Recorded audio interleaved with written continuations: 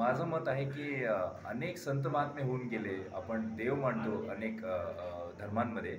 तर आजपर्यंत देवांचं सुद्धा क्लिअर कट शिकवण असताना सुद्धा अनेक लोकं ऐकत नाहीत देवाचं सुद्धा आणि संत महात्म्यांचं सुद्धा.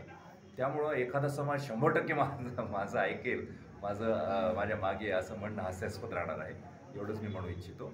आणि दुसरं म्हणणं आहे की तिथं आता मतपेटीतून तर कळेलच ना की नेमकं कसं कोण आहे.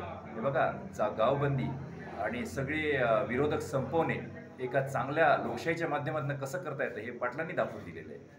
तुम्हाला गावात तरी एंट्री का ते बघा हो, तुम्ही काय भाषणं करताय, किती मतदान पडते काय नाही. आणि तुम्हाला तर लोकसुद्धा ओळखीचे नाही तिथले, तुम्हाला प्रश्न माहिती नाही. तुम्ही अनेक लोकसभा लढलेले आहेत, हरलेले पण आहेत. त्यामुळं असं स्वप्न बघू नये.